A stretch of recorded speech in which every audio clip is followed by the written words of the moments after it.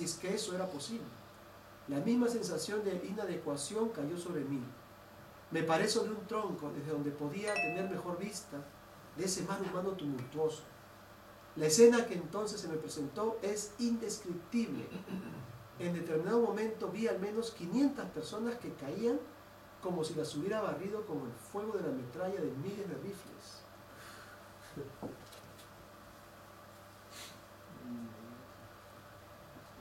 Y de inmediato surgieron alaridos y gritos que podían llegar a hendir los cielos. Huí a los bosques por segunda vez y deseé haberme quedado en casa. Descripción de una de las reuniones realizadas entre el 6 y 12 de agosto de 1801 en Kentucky, la frontera del oeste americano en aquel entonces. Esta descripción fue hecha por James Finley, que en ese tiempo era libre pensador, o sea, un converso. Y ve todo eso y se queda abrumado, ¿no? Que lo sintió también. Sí. Entonces,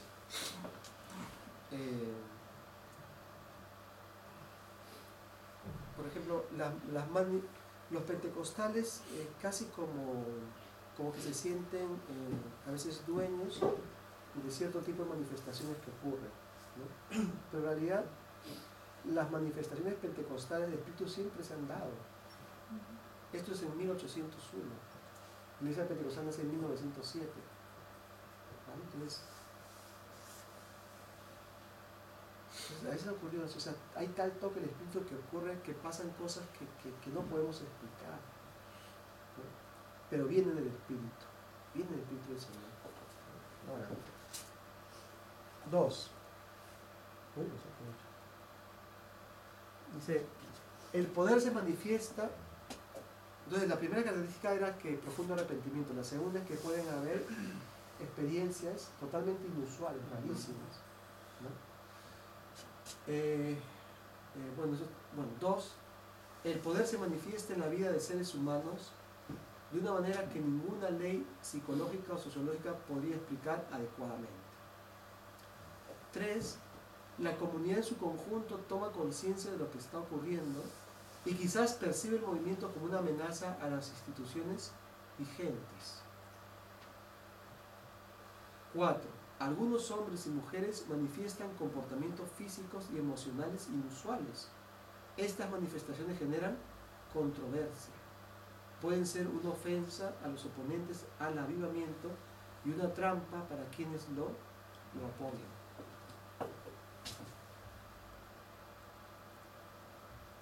5. Algunos cristianos renovados se comportan de manera inmadura e impulsiva. O sea, de una parte hay desconfianza de quienes ven, están dentro de la iglesia y ven, hay desconfianza, y de otra parte de los que están experimentando el avivamiento, a veces hay comportamientos inmaduros e impulsivos, ¿sí? Y otros caen en pecado. En este sentido, la renovación aparece como una extraña, miren, eso está resaltado, la renovación aparece como una extraña combinación de influencias santas y mundanas.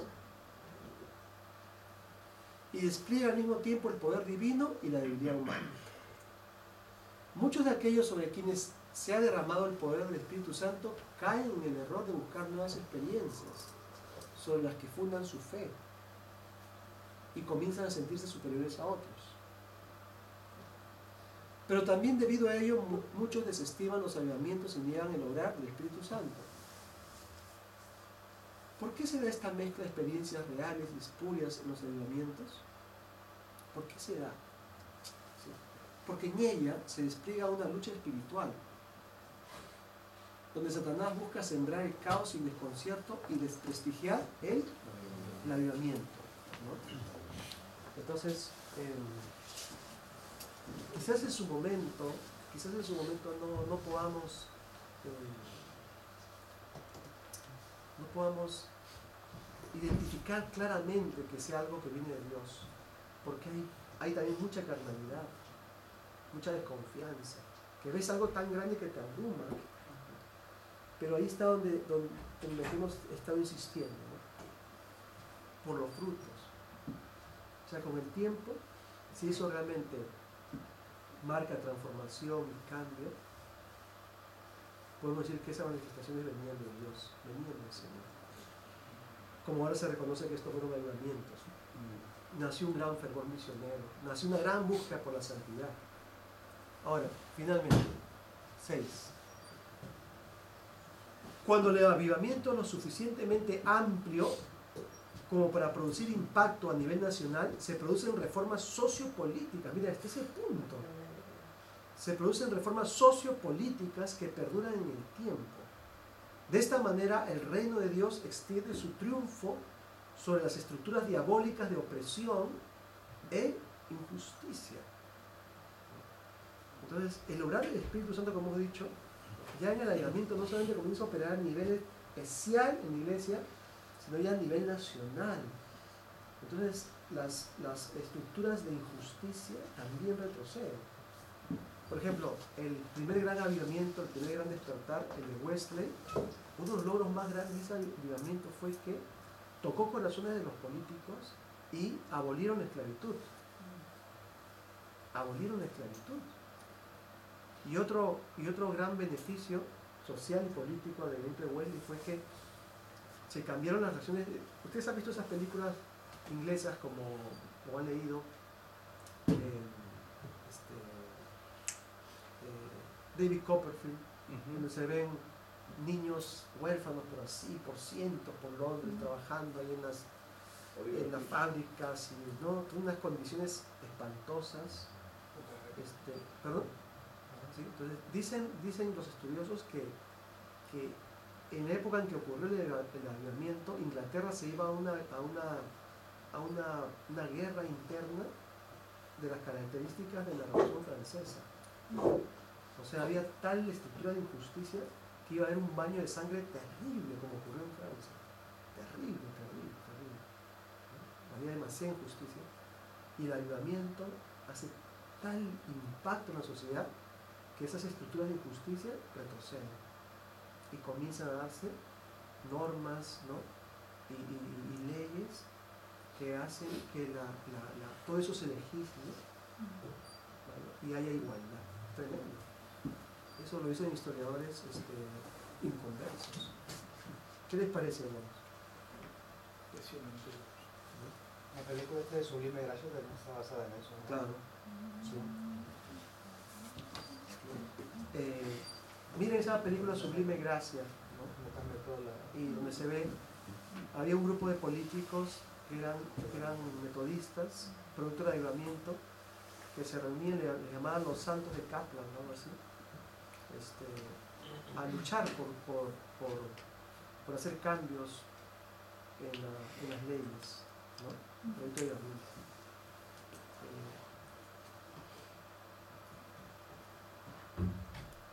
Dice, como lo ocurrió en Inglaterra y todas las reformas sociales que se dieron por la influencia de Wesley, o como la fundación de universidades en Norteamérica. O sea, todas las universidades de prestigio que hay en Estados Unidos eran universidades fundadas por iglesias. A partir del avivamiento, ¿no? Con las facultades de teología, los seminarios, y que todas en su base eran nacidas de avivamiento que despertaba la necesidad de que la gente tuviese educación, ¿no? Tuviese cultura, porque eso iba a traer el avance del país, de la sociedad, etcétera, etcétera. Qué genial, ¿no, hermanos? Lo malo es que ahora el enemigo Sí, ha quitado las universidades, ha robado el principio cristiano. y esas universidades se han secularizado porque hubo una época en que se dio lo que se llama la teología liberal, ¿no? O sea, una teología llevada a cabo por cristianos, pero que cuestionaba la Biblia como palabra de Dios, la Biblia como inspirada por Dios. Entonces, para ellos la Biblia simplemente eran escritos valiosos, antiguos, pero no eran palabra de Dios. Y Jesús había sido un personaje histórico, como una especie de profeta, pero de ninguna manera el Hijo de Dios. Y que los hechos sobrenaturales que se narran en los evangelios eran mitos. Entonces al final hicieron de la Biblia pues como un periódico recortado, ¿no? Coge lo que más se acopla o se está de acuerdo a lo que yo creo. Entonces, esa idea, y de grandes estudiosos y críticos, se metió a las universidades y enfrió todo. Se perdieron, ¿no? Pero bueno, es que cuando una persona está en avivamiento, hermano, cuando uno está en avivamiento, no solo le preocupa estar bien con Dios y su santidad, sino comienza a mirar la sociedad, comienza a ver la necesidad de colegios, ¿no? de otro tipo empieza a darles instituciones, sí, instituciones, porque el Espíritu Santo está removiendo su corazón. Ahora imagínate cuando eso sucede en un avivamiento en masa, en mucha gente. Todo el mundo pone sus dones, sus capacidades al servicio de Dios. Entonces el que está en la política pone eso al servicio de Dios, el que está tiene una profesión al servicio del Señor. Entonces todo lo siente, todo siente. Una aproximación bíblica.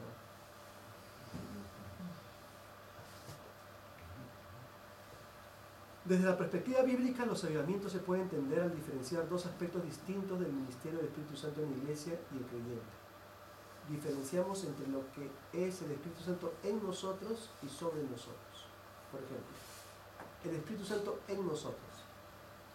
Quisiera hacer una diferencia sobre la terminología bíblica en el uso de las preposiciones en y sobre, para entender la forma especial como el Espíritu Santo actúa en los avivamientos. Entonces, la presencia del Espíritu Santo en, ¿vale? Vamos a hacer una diferencia entre en y sobre, ¿no? Estas dos preposiciones. La presencia del Espíritu Santo en nosotros define la condición del creyente. O sea, si el Espíritu Santo no está en ti, tú no eres creyente. Pero porque está en ti, eres creyente. O sea, en simplemente define mi condición de creyente. La profecía de Ezequiel decía: pondré dentro de vosotros mi espíritu y haré que andéis en mis estatutos. Y también pondré mi espíritu en vosotros y viviréis. En el Nuevo Testamento, la presencia del Espíritu Santo habría de dar a todo creyente el derecho a ser llamado hijo de Dios. El Espíritu santifica, guía e instruye a quienes reciben una nueva vida. Ahora, todos los creyentes, desde el momento de su conversión, son habitados de esa forma por el Espíritu. Eso define la condición de los creyentes y les confiere inmortalidad. El que no tiene el Espíritu de Cristo no es de Cristo. Pero si Cristo vive en ustedes, el Espíritu vive. El Espíritu de aquel que resucitó a Cristo dará nueva vida a los cuerpos mortales por medio del Espíritu de Dios que vive en ustedes. En este sentido, todos e individualmente somos el templo de Dios. Ahora, ese es en. Eso creo que siempre lo tenemos todos, lo sabemos, ¿no? Ahora, el Espíritu Santo sobre nosotros nos equipa para el ministerio. Pero el Espíritu no solamente muere en nosotros, en nuestra vida, además nos equipa para trabajar en el reino y para derrotar al poder de las tinieblas como soldados de Cristo. En general, la Biblia usa la proposición sobre para describir la forma en que nos da ese poder.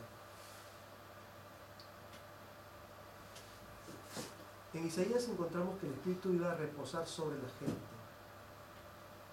Se apodera de, se vierte sobre, viene sobre, se derrama sobre, ¿no? Eso lo encontramos tanto en el Antiguo Testamento como en el Nuevo en Hechos. La palabra lleno también parece referirse en la mayoría de los casos a la presencia del Espíritu que da poder y capacita. El caso de Jesús, el Espíritu está sobre mí.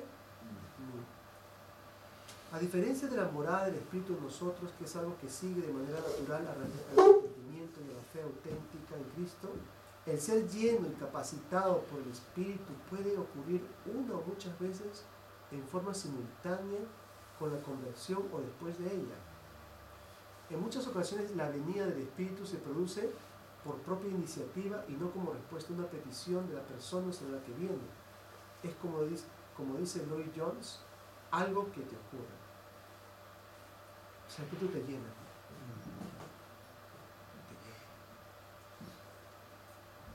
Por cierto, cuando ocurre algo así, generalmente la persona está viviendo en obediencia a Dios.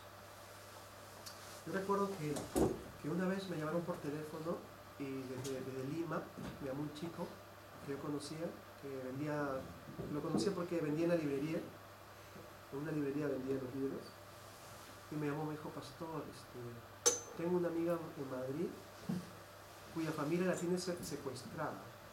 Su familia la tiene secuestrada porque ella no tiene documentos y su familia le ha dicho que si sale sin documentos y la coge la policía, pues ya le va a pasar lo peor. Y entonces la tienen como esclava en su casa,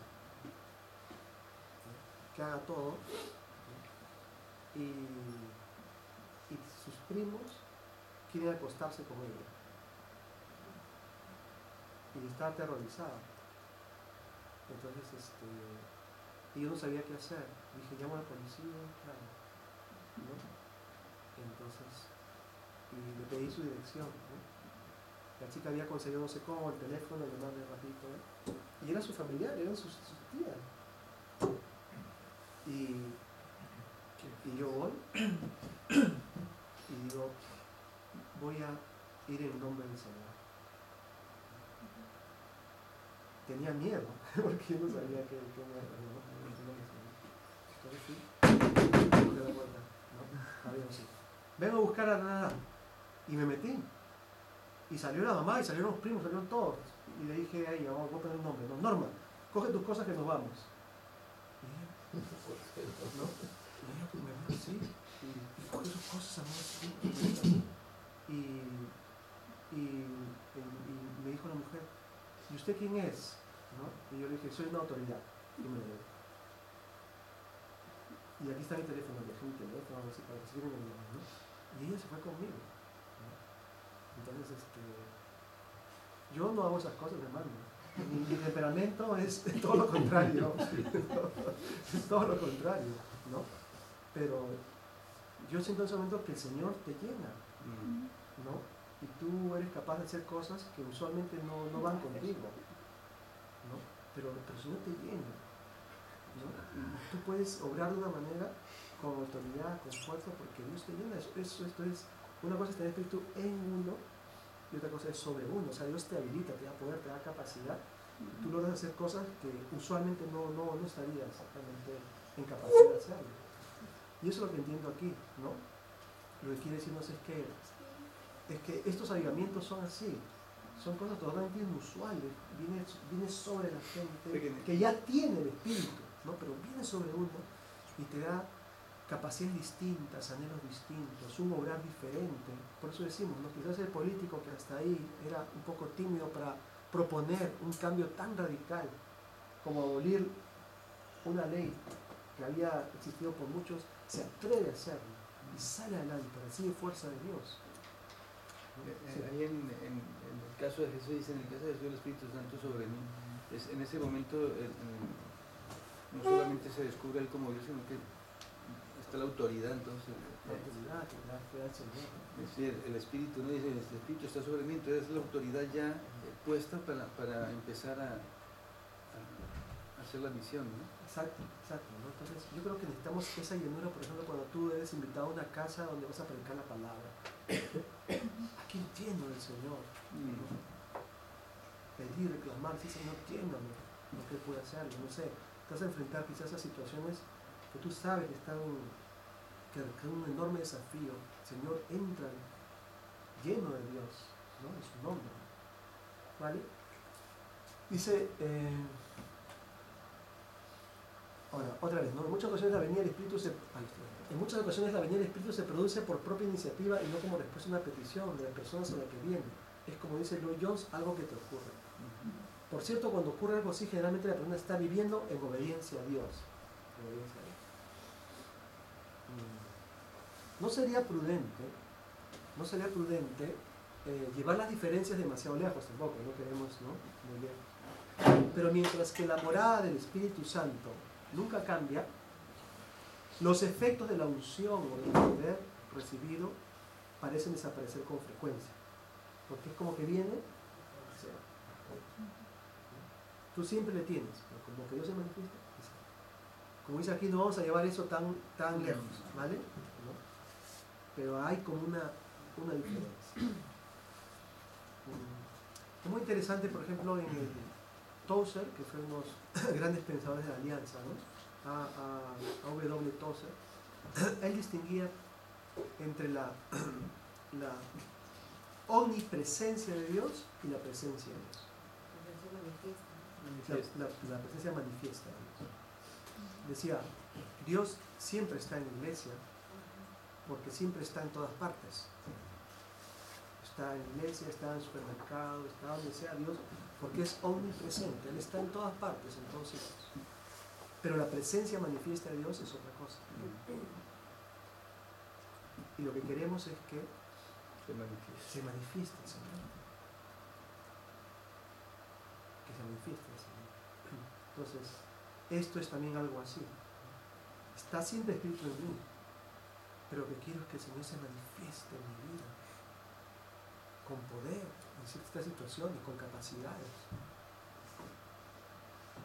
Dice, lo cierto es que pareciera que las unciones, el derramamiento de poder, el descenso del Espíritu y otras expresiones similares difieren de la continua morada del Espíritu que comienza con el nuevo nacimiento y no deben confundirse con ellas.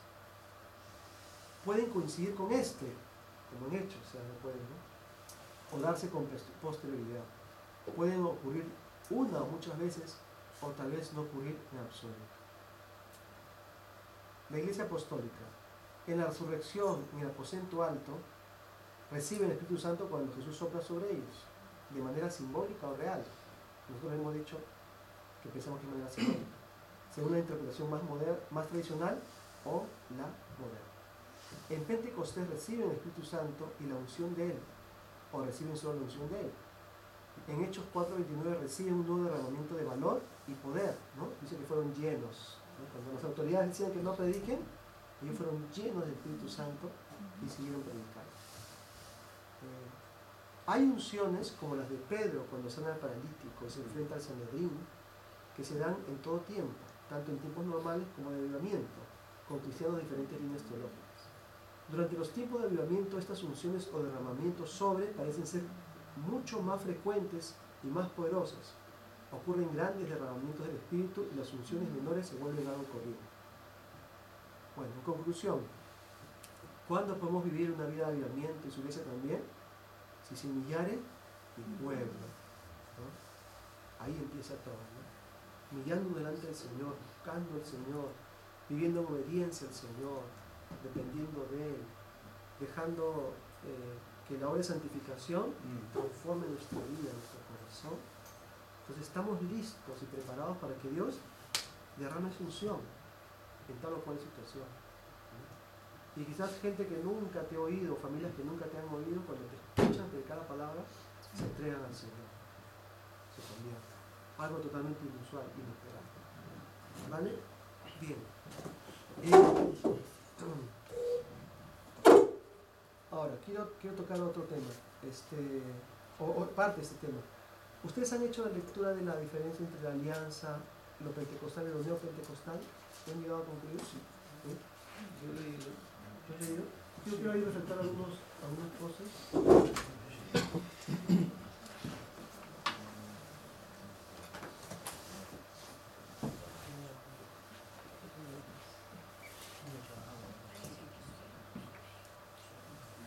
Todo esto tiene relación, vamos a verlo.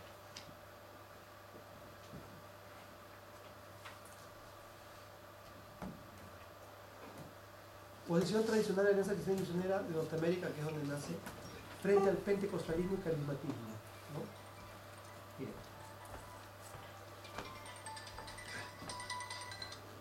¿Sí? ¿Sí? Con la aparición del movimiento pentecostal. Dice, las tensiones y conflictos entre la Alianza Cristiana y Misionera y el pentecostalismo prácticamente tienen su origen desde el momento mismo del nacimiento de este último. Aunque la glosolalia, ¿qué es la glosolalia? Hablar en lengua. Glosolalia es hablar. Aunque la glosolalia se había manifestado algunos años antes, pues no es nueva en la historia de la Iglesia, se considera como fecha de nacimiento del pentecostalismo el año 1907. Cuando en la calle de Azusa 312 de la ciudad de Los Ángeles, el predicador bautista de color William Seymour reunió un grupo de creyentes entre los que se encontraron algunos que habían recibido el bautismo del Espíritu Santo. Según la concepción que el referido pastor había hecho suya, por contacto con un grupo de estudiantes de una escuela bíblica de Topeka, que habían llegado a la conclusión que las lenguas eran la evidencia única del bautismo del Espíritu Santo. ¿Está ahí? ¿Está claro? ¿Sí? ¿No? En esta nueva iglesia comenzaron a darse manifestaciones carismáticas impactantes y el grupo creció de una manera vertiginosa en poco tiempo.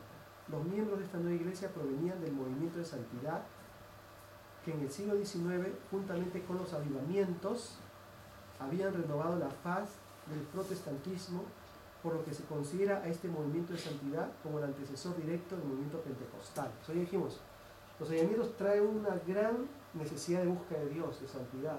Entonces, dentro de todas las iglesias nacen lo que luego son conocidos como movimientos de santidad. La Alianza Cristiana es fruto del movimiento de santidad, ¿no? La iglesia cuadrangular es fruto del movimiento de santidad. Y así otras iglesias también nacieron en ese tiempo. Avivamiento, movimiento de santidad, nacimiento de iglesias, ¿vale? Entonces, los primeros que dieron una interpretación de que las lenguas eran señal de bautismo eran hermanos que provenían de los movimientos de santidad, ¿vale? Dice, a este movimiento de santidad se le considera como el antecesor directo del movimiento pentecostal. Llamamos movimientos porque todavía no eran iglesias, eran movimientos que se daban en todas las iglesias. Dice Dayton, en efecto, cuando el pentecostalismo surgió algunos años después, los líderes del movimiento de santidad reconocieron que era solamente el don de lenguas lo que los separaba de sus propias enseñanzas. O sea, era lo mismo, pero estos aquí hacían un énfasis especial en el don de lenguas, pero todo lo demás era igual. Parte del movimiento de santidad y uno de los grupos más grandes era ¿qué? La Alianza Cristiana y Misionera. Porque la Alianza Cristiana y Misionera primero fue justamente una alianza, hermanos de diferentes denominaciones, dirigidos por Simpson, que se juntaron ¿para qué? Para llevar adelante la búsqueda de Dios en santidad y para hacer la obra misionera. Uno de los más grandes era la Alianza Cristiana, que había sido fundada por Simpson en 1887 con su evangelio cuádruple: Cristo nuestro Salvador, Cristo nuestro Santificador, Cristo nuestro Sanador, Cristo nuestro Rey que viene. Serviría de inspiración para la propuesta pentecostal que cambió el segundo punto por Cristo el Bautizador como el Espíritu Santo. Entonces, por ejemplo, la iglesia cuadrangular han oído, es una iglesia pentecostal. Nosotros decimos Cristo salva, Cristo santifica, Cristo sana, Cristo viene otra vez, ¿no? La iglesia cuadrangular dice Cristo salva, Cristo bautiza, Cristo sana, Cristo viene otra vez. Además, que salva, ¿no? Sí, hay salva también, claro, Cristo salva.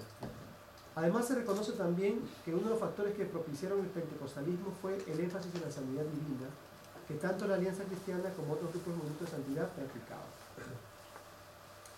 La doctrina de la segunda bendición como parte de la santificación y de procedencia wesleyana, llamada por Simpson a mediados de la última década del siglo XIX bautismo del Espíritu Santo, fue también un factor que impulsó a muchos a buscar una mayor espiritualidad a través de alguna experiencia y que poco a poco fue tomando un matiz distinto, como el ser llamado a la experiencia que daba poder para servir, y que luego devino el concepto pentecostal del bautismo del Espíritu Santo, con la evidencia del anglosolario.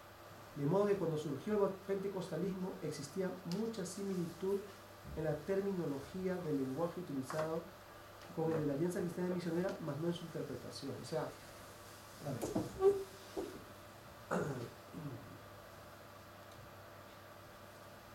cuando recibimos a Cristo, recibimos el Espíritu Santo, ¿vale?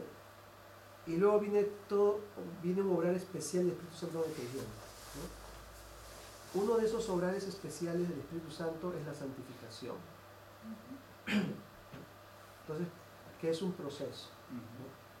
Lo que dijo Wesley es que, así como en la conversión hay una experiencia que define la conversión, que a ti te hace sentir que te has convertido, decía Wesley, en la santificación también debe haber una experiencia que te haga sentir que has entrado en el proceso de santificación. Wesley hablaba de la segunda experiencia.